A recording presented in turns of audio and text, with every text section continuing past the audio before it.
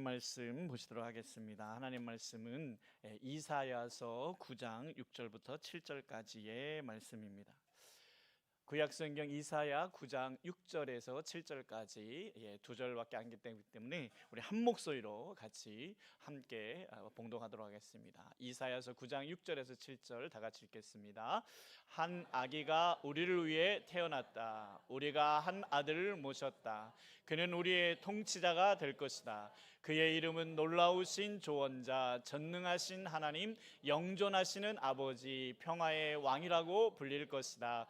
그의 왕권은 점점 더 커지고 나라의 평화도 끝없이 이어질 것이다.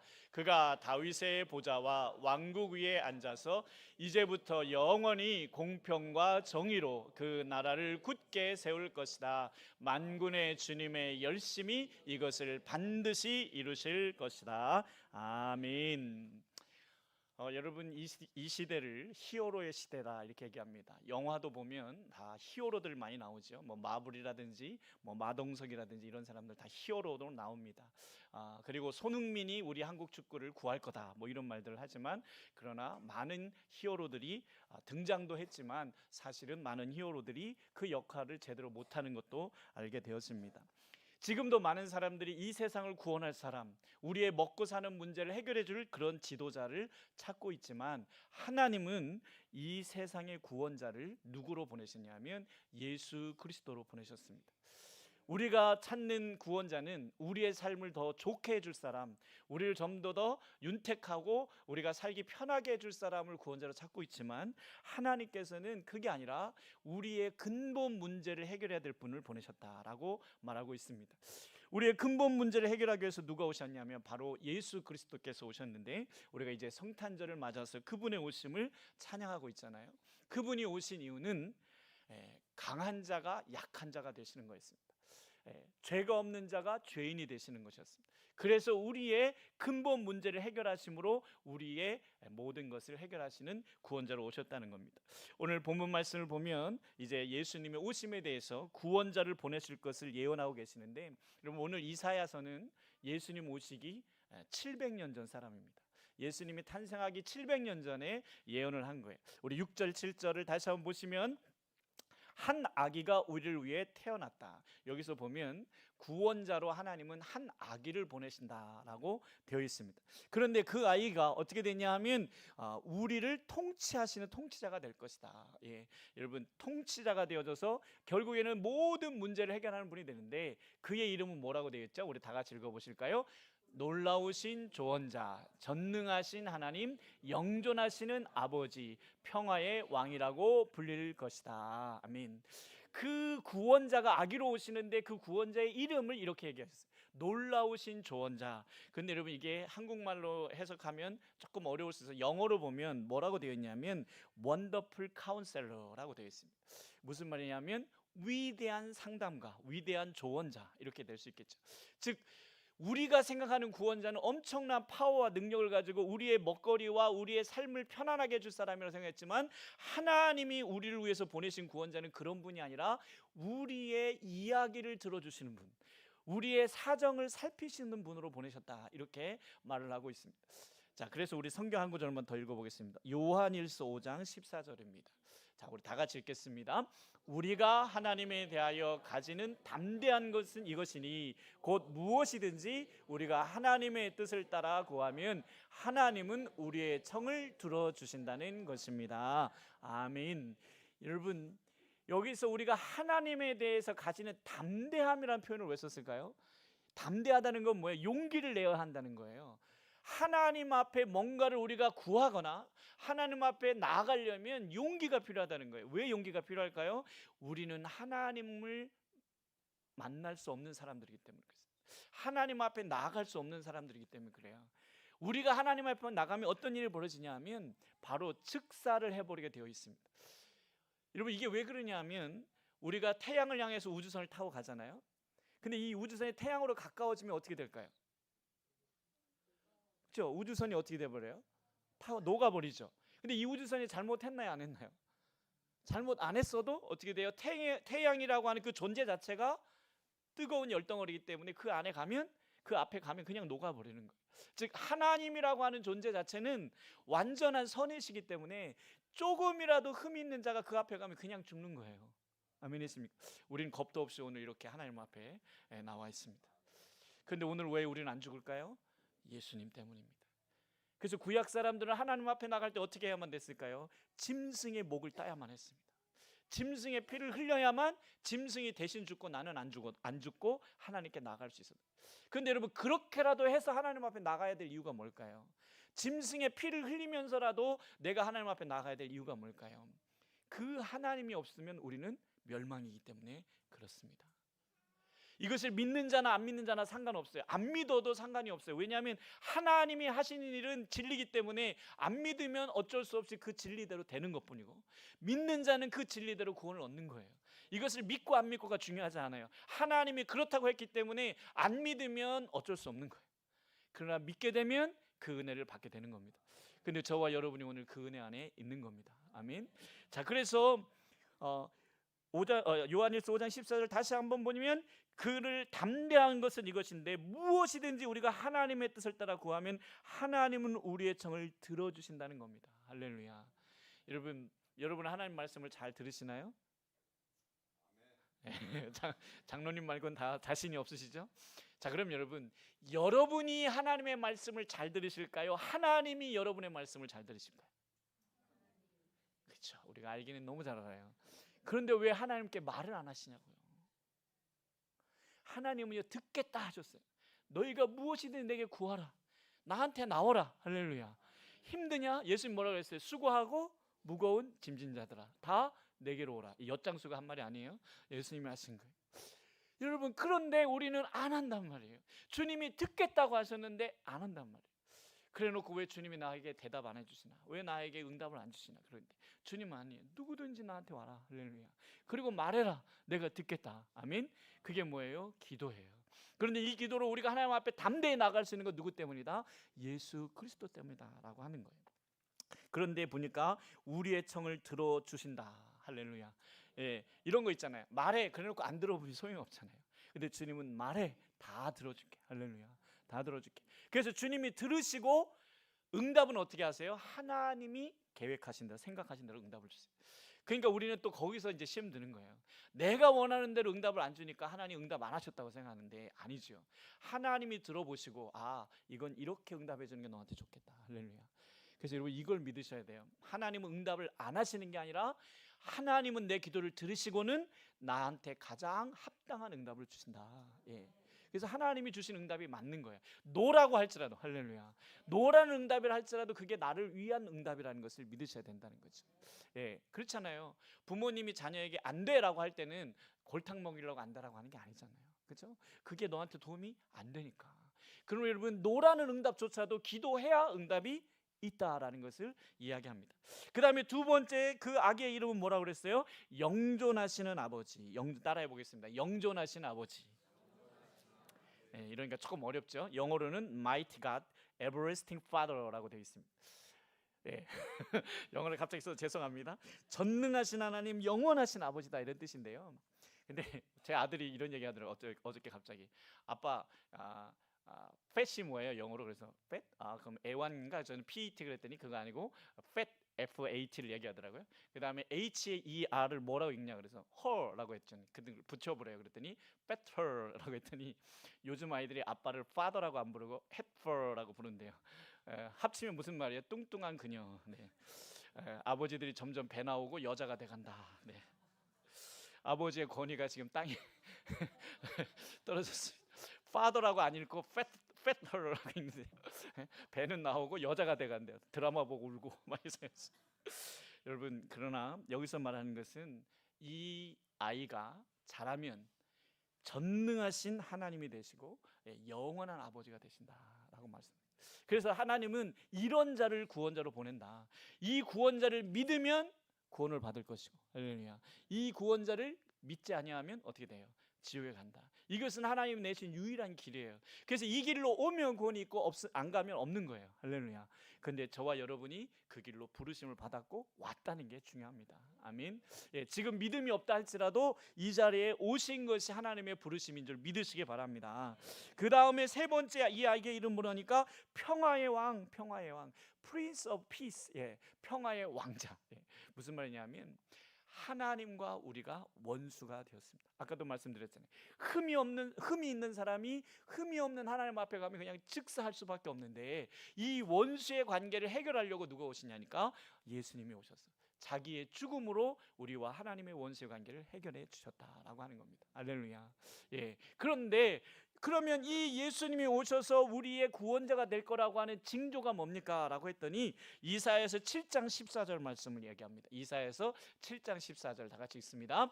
그러므로 수월이 입맛을 크게 다시면서 아닌데요? 잠깐만요. 7장 14절 제가 또 잘못 알려줬나요? 아니, 예. 7장 14절 이사야서 7장 14절 그러므로 주님께서 친히 다윗 왕실에 한 징조를 주실 것입니다. 보십시오. 처녀가 잉태하여 아들을 낳을 것이며 그가 그의 이름을 임마누엘이라고 할 것입니다. 아멘.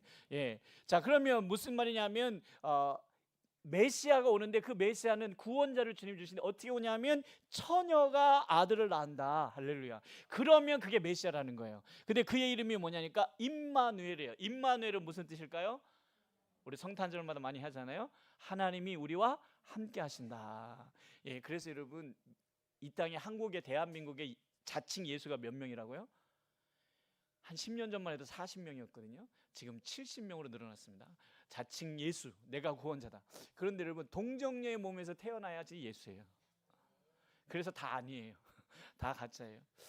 오늘 이사야서 7장 14절에는 그가 동정녀의 몸에서 처녀가 잉태하여 낳을 거다. 그랬더니 어떤 사람들은 아니 처녀가 어떻게 애를 낳냐 난 못 믿겠다. 예, 하나님께서 그래서 이 방법을 쓰신 거예요. 사람이 믿을 수 없는 방법으로 이 땅에 오신 겁니다. 근데 여러분 처녀가 아기를 낳는 게 어려울까요? 하나님께는? 아니면 하나님께서 이렇게 구원의 길을 냈는데 안 믿는 저들을 참으시는 게 어려울까요? 하나님은? 그렇죠. 참는 게 어려워요. 여러분 유치원생이 까불면 때리는 게 쉬워요? 참는 게 쉬워요? 참는 게 어려워요. 참는 게 어렵죠. 하나님이 구원의 길을 냈어요. 처녀의 몸으로 아들을 이 땅에 보내시고 그를 믿으면 임마누엘의 그를 믿으면 구원이 있다라고 얘기하셨는데 그거를 아이고 처녀가 어떻게 아기를 낳습니까? 난 안 믿어. 여러분 처녀가 아기를 낳게 하는 건 하나님께 너무 쉬운 일이에요. 왜요? 사람도 만드신 분이잖아요. 그분이 처녀가 아기 낳게 하는 것은 너무 쉬운 일이에요. 그러나 그 길을 냈는데도 난 안 믿어. 나는 처녀가 아기 낳는 거 안 믿어. 저걸 참으시는 게 어려운 거예요. 그런데 하나님은 그거를 하고 계시다. 참고 기다리고 계시다라고 하는 겁니다. 자, 그래서 이게 이제 메시아가 오시는 징조인데 그 메시아가 오셨어요, 안 오셨어요? 오셨잖아요. 처녀가 아이를 낳고 그분이 우리를 위해서 십자가에 죽으셨다가 부활하셨잖아요. 자, 그랬더니 이제는 제자들이 그 예수님께 묻습니다. 그럼 마지막 때 징조는 어떻게 됩니까? 우리 마태복음 24장 3절에서 8절인데요. 네, 다 같이 우리 또 한 목소리 읽어보시겠습니다. 예수께서 올리브산에 앉아 계실 때에 제자들이 따로 그에게 다가와서 말하였다. 이런 일들이 언제 일어나겠습니까? 선생님께서 다시 오시는 때와 세상 끝날에는 어떤 징조가 있겠습니까? 우리에게 말씀해 주십시오. 자, 여러분 궁금하지요? 세상 마지막에 어떤 징조가 있습니까? 할렐루야. 자, 그럼 뭐라고 말씀하셨습니까? 4절 예수께서 그들에게 말씀하셨다. 누구에게도 속지 않도록 조심하여라. 많은 사람이 내 이름으로 와서 말하기를 내가 그리스도이다 하면서 많은 사람을 속일 것이다. 또 너희는 여기저기서 전쟁이 일어난 소식과 전쟁이 일어나리라는 소문을 들을 것이다. 그러나 너희는 당황하지 않도록 주의하여라. 이런 일이 반드시 일어나야 한다. 그러나 아직 끝은 아니다. 민족이 민족을 거슬러 일어나고 나라가 나라를 거슬러 일어날 것이며 여기저기서 기근과 지진이 있을 것이다. 그러나 이 모든 일은 진통의 시작이다. 여러분 지금 이런 일이 일어나고 있어요? 안 일어나고 있어요? 일어나고 있죠. 그런데 이거는 진통의 끝이 아니고 뭐예요? 시작. 그러니까 이미 시작이 됐어요, 안 됐어요? 마지막 징조는 시작됐습니다. 그러면 하나님의 약속이 지금 가까이 오고 있다는 거죠. 자, 그런데 우리는 또 궁금해요. 그럼 시작은 알겠는데 끝은 뭐냐? 끝은 뭐냐? 예? 왜요? 도망가려고. 예, 끝 알려주시면 도망가려고 그러죠. 자, 14절 말씀이에요. 24장 14절 다 같이 읽습니다. 이 하늘나라의 복음이 온 세상에 전파되어서 모든 민족에게 등언될 것이다. 그때야 끝이 올 것이다. 무슨 말씀이에요? 이제 마지막 재난은 시작이 됐는데 그 끝은 어디라는 거예요? 모든 민족의 복음이 전해지면 끝이에요. 할렐루야. 그럼 여러분 지금 어디까지 복음이 전해졌을까요? 여러분 GBT라고 하는 선교회가 있어요. 글로벌 바이블 트랜스퍼라고 하는 세계 성경 번역하는 선교회입니다. 이 사람들은 세계 각종 언어로 성경을 번역해서 전달하고 있어요. 그래서 성경을 못 읽어서 못 들었다는 말을 못 듣게 하려고 성경을 번역하고 있는데 이분들이 선언했습니다. 재작년에 뭐라고 선언했냐면 우리의 사역은 2050년이면 끝납니다. 이미 번역이 거의 다 끝났다는 거예요. 이제 얼마 안 남았다는 거예요. 2050년 되면 자기들은 다 번역하는 이 땅의 지구상에 존재하는 모든 언어로 성경을 번역이 끝난다는 거예요. 물론 그래도 그때가 끝은 아니겠죠. 그러나 어찌됐든 그때쯤 되면 성경 번역도 다 끝난다는 거예요. 네. 자, 그러면 여러분 중요한 것은 이제 이 시대에 이 구원자, 필요한 구원자를 주님은 예수 그리스도로 보내셨습니다. 할렐루야. 그러나 이제 예수님은 부활 승천하고 올라가셨어요. 그러면 이 시대, 예수님이 승천해 계신 이 시대에 이 땅에 필요한 영웅은 누구일까요? 그 사람은 누구일까요? 예. 여러분 히어로 중에 이런 히어로가 있습니다. 언성 히어로라고 있어요. 언성 히어로는 뭐냐면 UNSUNG 히어로, 즉 노래되지 못한 영웅, 즉 인정받지 못한 영웅이라는 거예요. 영웅은 영웅인데 드러나지 않아서 사람들이 잘 모르는 언성 히어로. 근데 이런 사람들이 세상을 바꿔나가고 있다라고 하는 거예요. 무슨 말이냐면 예수님은 완벽한 구원자로 이 땅에 오셔서 자기 사명을 다 하시고 승천하셨는데 예수님이 승천한 이후에 이 땅에 필요한 히어로는 누구냐 하면 따라하시겠습니다. 하나님을 의지할 줄 아는 사람이다. 예수님은 이 땅에 오셔서 자기 역할을 다 하고 가셨습니다. 이제 예수님이 다시 오실 때까지 이 땅에 필요한 사람은 누구냐면 그 예수님의 말씀대로 하나님을 의지할 줄 아는 사람이라는 거예요. 할렐루야. 예, 우리 창세기 19장 14절 한번 보겠습니다. 수요일날도 잠깐 봤는데 오늘은 좀 더 깊이 보겠습니다. 창세기 19장 14절. 롯이 나가서 자기 딸들과 약혼한 사익감들에게 이 사실을 알렸다. 롯이 그들에게 말하였다. 서두르게 이 성을 빠져나가야 하네. 주님께서 이 성을 곧 멸하실 것에 그러나 그의 사익감들은 그가 농담을 한다고 생각하였다. 무슨 얘기냐면 소돔과 고모라라고 하는 땅이 멸망당할 때 롯이라고 하는 사람, 아브라함의 조카 롯이 그 땅에 있었습니다. 자, 그런데 그는 하나님을 믿는 사람이었어요. 할렐루야. 그런데 그 도시는 하나님을 믿지 않는 우상의 도시였어요. 심지어 소돔과 고모라가 왜 멸망했냐니까 동성애 때문에 멸망했다 할 정도로 성적으로 완전히 타락한 도시였습니다. 그런데 그 도시에서 믿음을 지켰어요. 잘했어요? 못했어요? 잘했죠. 그러나 뭘 못했냐면 자기 믿음 지킨 건 잘했는데 자기 사윗감들도 구원하지 못했어요. 사윗감들한테 야, 이 성이 멸망당한데 하나님이 심판하시는데 우리와 같이 가자 그랬더니 사윗감들이 뭐라고 얘기했어요? 농담으로 여겼더라. 예, 평소에 이 장인어른이 얼마나 말을 실없이 했으면 농담으로 여겼더라. 근데 여러분 롯은요 이 소돔과 고모라로 들어갈 때에 아브라함을 떠나서 이 소돔과 고모라 들어갈 때 부자로 갔을까요? 가난하게 갔을까요? 부자로 갔죠. 아브라함과 같이 있으면서 축복을 받아가지고 이제 더 이상 너랑 같이 이제 있기가 너무 힘들다. 너무 이제 우리가 재산이 많다. 그래서 재산을 떼어준 거잖아요. 부자로 들어갔어요. 근데 여러분 이 부자였기 때문에 자기 신앙은 지킨 것 같은데 다른 사람들한테는 영향을 주지 못했다라고 하는 거죠. 왜냐하면 자기는 먹고 살 만하니까요. 그래서 자기 가족끼리 모여서 예배는 드리고 심지어는 사윗감 될 사람들도 데리고 예배는 드렸는데 그들에게 전혀 영향이 되지 않았다는 겁니다. 자, 그런데 여러분 룻기서를 한번 보시면 룻기서 1장 16절에 17절입니다. 우리 또 다 같이 읽겠습니다. 그러자 룻이 대답하였다. 나더러 어머님 곁을 떠나라거나 어머님을 뒤따르지 말고 돌아가라는 강요하지 마십시오. 어머님이 가시는 곳에 나도 가고 어머님이 머무르신 곳에 나도 머무르겠습니다. 어머님의 결례가 내 결례이고 어머님의 하나님이 내 하나님입니다. 어머님이 숨을 거두시는 곳에서 나도 죽고 그곳에 나도 묻히겠습니다. 모시겠습니다. 죽음이 어머님과 나를 떼어놓기 전에 내가 어머님을 떠난다면 주님께서 나에게 벌을 내리시고 또 더 내리신다 하여도 달게 받겠습니다. 아멘. 여러분, 이것은 룻기에 나오는 나오미라고 하는 여인과 며느리 룻에 대한 이야기예요. 여러분, 나오미는 이스라엘 사람이었는데 흉년이 들어서 먹고 살기 위해서 모압 땅으로 이민을 갑니다. 남편과 두 아들과 함께 이민을 갔어요. 그래서 그 모압 땅에 가서 며느리 둘을 얻습니다. 오르바라고 하는 며느리와 룻이라고 하는 며느리를 얻었는데, 그런데 그 땅에서도 기근이 계속되면서 남편이 병들어 죽고, 여러분, 남편 믿고 따라갔는데 남편이 죽었어요. 그럼 이제 누굴 믿어요? 아들들 믿는데 이 두 아들도 며느리까지 봤는데 죽어버렸어요. 그래서 이제 여자 셋만 남은 거예요. 그래서 나오미가 견디다 못해 이제 나 고향으로 돌아갈랜다. 나 이제 고향 이스라엘로 돌아갈 예루살렘을 갈 테니까 너희들은 그럼 알아서 가라, 이렇게 얘기했어요. 자, 그랬더니 첫째 며느리 오르바는 처음에는 안 간다고 하지만 재차 가라고 했더니 갔어요. 근데 룻이라고 하는 둘째 며느리는 안 갑니다. 저는 어머니 저보고 가라고 하지 마세요. 어머니의 결례가 나의 결례고 어머니의 하나님이 나의 하나님입니다. 어머님이 죽으시는 곳에서 나도 죽겠습니다. 할렐루야. 어머님이 살아계신 내가 어머니를 떠난다면 하나님이 내게 벌을 내리시고 더 벌을 내려도 내가 달게 받겠습니다. 여러분, 무섭잖아요. 며느리가 이렇게 말하면 무섭잖아요. 근데 이 며느리 룻은 어떻게 그렇게 얘기할 수 있었을까요? 어머니에게서 뭔가를 본 거죠. 근데 여러분, 아까 롯은 부자로 소돔과 고모라에 들어갔어요. 그러나 나오미는 지금요 이방 땅에 와서 어떻게 됐어요? 쫄딱 망했어요.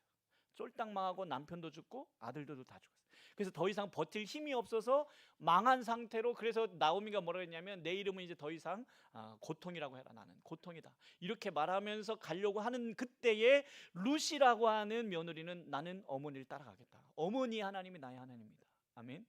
여러분, 이 나오미라고 하는 여인이 뭘 잘했는지 모르지만 이 며느리가 볼 때에는 뭔가가 있다는 거예요. 이 어머니가 쫄딱 망했는데도 불구하고 그 어머니와 함께 하신 하나님이 보였다는 거예요. 여러분, 이 나오미는 잘 될 때나 잘 안 됐을 때 여전히 똑같이 하나님을 의지하는 모습을 보였다는 겁니다. 우리가 좋을 때는 하나님을 막 찬양하다가 힘들면 하나님은 나 안 도와주시고 하나님 왜 이러니 막 이러면 세상 사람들 볼 때는요 그거는 똑같아요.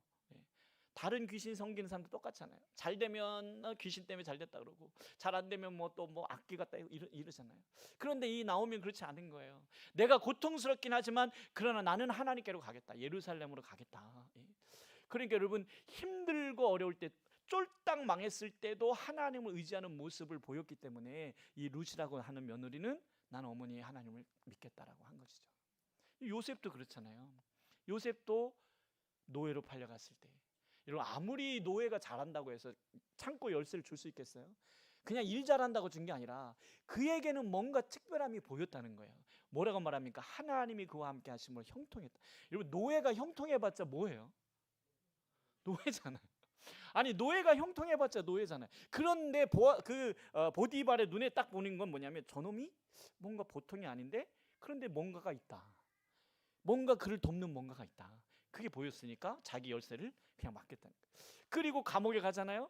감옥으로 누명 쓰고 갔잖아요. 여러분, 이쯤 되면 요셉도 하나님을 원망할 만하잖아요.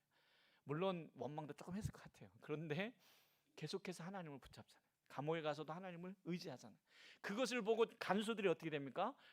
그 감옥의 열쇠를 맡겨버리잖아요.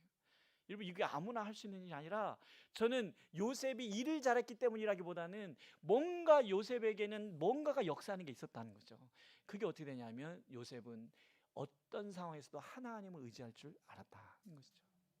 여러분, 그렇다면 오늘 이 시대에 필요한 사람은요 언성회오로예요. 여러분이 있는 곳에서 하나님을 의지할 줄 아는 사람. 여러분, 불신자들이 가득 차 있는 회사에 가서 하나님을 의지하는 모습을 보일 수 있는 사람. 할렐루야. 불신 가족들이 있는 곳에 시집가고 장가들어서 그곳에서 하나님을 의지하는 모습을 보일 수 있는 사람. 이 사람이 이 시대에 필요로 하는 사람이다라고 하는 겁니다. 여러분, 힘들 때 힘들어하고 좋을 때 좋아하는 건 누구나도 할 수 있어요. 그러나 힘들 때나 좋을 때나 하나님을 의지하는 모습을 보일 수 있는 사람, 이 사람이 이 세상에 하나님을 나타낼 수 있는 언성이요라는 거죠. 여러분, 그러므로 우리는요 잘 나가는 게 중요하지 않아요. 잘 나가든 지금 어려움이 있든 하나님을 의지하고 있느냐 의지하지 않느냐, 이것이 우리의 생명줄이 돼야 한다는 거예요. 근데 신기한 건 그 모습을 누가 본다는 거예요? 불신자들이 본다는 거예요. 그래서 불신자들은 내가 잘 나갈 때가 아니라 내가 못 나가고 있는데도 하나님을 의지하고 버티고 있는 모습을 보면서 우리에게 다가온다는 거죠. 할렐루야. 그럼 여러분, 이 시대에 우리가 해야 될 일을 보니까 예수님이 이미 오셔서 우리에게 하실 일을 다 하고 가셨습니다. 이제 그분을 통해서 구원 얻은 우리는 뭘 해야 되냐면 이 땅 가운데 하나님을 의지하는 것이 어떤 것이라는 것을 보여줘야 한다는 거죠. 하나님을 의지하는 것이 무엇이냐? 잘 나갈 때만이 아니라 어떤 상황에서도 하나님을 의지하는 건 이렇게 하는 거야 라는 것을 보여줄 수 있어야 한다는 거죠. 여러분, 그래서 어쩌면 우리에게 하나님을 의지할 수밖에 없는 상황을 주시는 것일 수도 있어요. 아니, 요셉이 노예가 안 됐더라면 하나님이 그와 함께 하시는 걸 어떻게 알겠어요, 사람들이? 그 상황에서 요셉이 하나님을 의지해 버리니까 그게 하나님을 의지하는 모습으로 나타났다는 거죠. 어쩌면 여러분에게 지금 마음에 안 드는 상황이 벌어지실 수도 있어요. 그래, 그것이 어쩌면 하나님이 하나님을 의지할 수 있는 절호의 기회로 주실 수 있는 기회일 수도 있다. 예. 그때 여러분이 하나님을 의지해서 이겨냈을 때 누군가는 그 모습을 보고 은혜를 받고 돌아오게 될 줄로 믿습니다. 그러면 여러분, 우리는 잘 돼도 하나님의 은혜예요. 할렐루야. 잘 안 돼도 하나님의 은혜입니다. 왜요? 이게 끝이 아니니까. 여기서 내가 하나님을 의지하면 어떻게 되느니라? 결국에는 하나님이 응답하셔서 이것을 통해서 간증이 되고 다른 사람에게 복음이 되게 될 줄로 믿습니다. 아멘.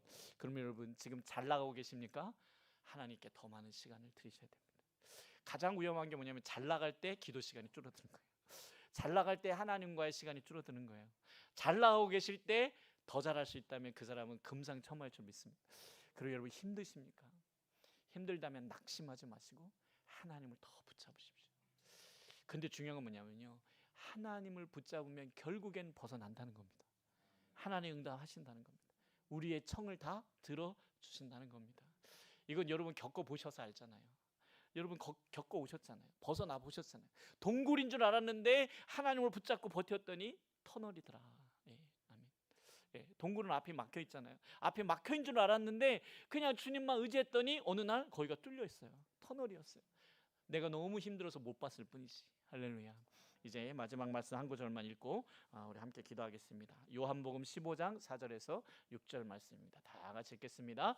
내 안에 머물러 있어라. 그리하면 나도 너희 안에 머물러 있겠다. 가지가 포도나무에 붙어 있지 아니하면 스스로 열매를 맺을 수 없는 것과 같이 너희도 내 안에 머물러 있지 아니하면 열매를 맺을 수 없다. 나는 포도나무요 너희는 가지이다. 사람이 내 안에 머물러 있고 내가 그 안에 머물러 있으면 그는 많은 열매를 맺는다. 너희는 나를 떠나서는 아무것도 할 수 없다. 사람이 내 안에 머물러 있지 아니하면 그는 쓸모없는 가지처럼 버림을 받아서 말라버린다. 사람들이 그것을 모아다가 불에 던져서 태워버린다. 아멘. 여러분, 이게 놀라운 비밀입니다. 이게 놀라운 비밀이에요. 지금 예수님 뭐라고 말했어요? 너희가 열매를 많이 맺으라고 그랬어요? 아니면 열매는 내가 맺는다고 했어요? 열매는 예수님이 맺어요. 그럼 너희는 어떻게 하라고요? 그렇죠. 붙어만 있어라. 그런데 여러분, 우리는 어떻게 하는지 알아요? 붙어있지를 못해요. 붙어있지를 못하고 빨리 나가서 뭔가를 해야 돼. 예, 여러분, 그래서 하나님과 붙어있는 시간을 줄여서라도 내가 나가서 뭔가를 해야 돼. 근데 그게 아니라 주님이 원하시는 건 이 시대에 일 잘하는 사람은 널리고 세였다는 거예요. 그런데 주님께 붙어있으려고 노력하는 자가 없다는 거죠. 그래서 우리는요, 열매를 맺으려고 노력하기보다는 붙어있으려고 노력하셔야 돼요. 붙어있으려고. 그래서 지난주에 이문호 목사님도 얘기하셨잖아요. 여러분, 1시간 기도, 2시간 기도 쉽지 않아요. 저도 해봤는데 이게 엉덩이가 들썩. 그러나 공부 잘하는 애들 보니까 자기가 정해놓은 시간 되는데 공부가 일찍 끝나서도 안 일어나더라고요. 엉덩이를 의자에 붙이고 있더라고요. 예. 아무것도 안 해도 그냥 그 자기가 정한 시간을 의자에 붙이고 있더라고요. 예. 그래서 여러분, 저도 그냥 졸더라도 주님 앞에 있자. 예. 근데 여러분, 존다고 주님이 이러지 않으신단 말이에요. 예. 예. 아니, 아들이 공부한다고 해서 간식 갖고 들어갔더니 졸고 있으니까 뒷방망이 안 때리잖아요. 예. 하나님도 마찬가지. 주님 앞에 와서 졸더라도 주님께 붙어 있으려고 하는 사람에게 주님이 이 시대의 영웅이라고 말씀하신다는 거예요. 그러니까 여러분, 이 시대에 필요한 사람은요, 능력 있는 자가 아니라, 강한 사람이 아니라 하나님을 의지할 줄 아는 사람이에요. 그래서 어떤 문제가 생겼을 때 기도하자. 기도해서 응답을 받아내는 사람. 그러면 하나님 사람들도 야, 쟤는 능력은 없는데 뭔가 있어. 뭔가 있어. 할렐루야. 저도 그런 말 좀 들어본 적이 있습니다. 여러분도 그런 말 들으시길 바랍니다. 아멘. 뭔가 잘하는 것 같지는 않은데 뭔가 있어. 할렐루야. 예, 하나님이 함께 하시는 거죠. 예, 우리 찬양 부르시겠습니다.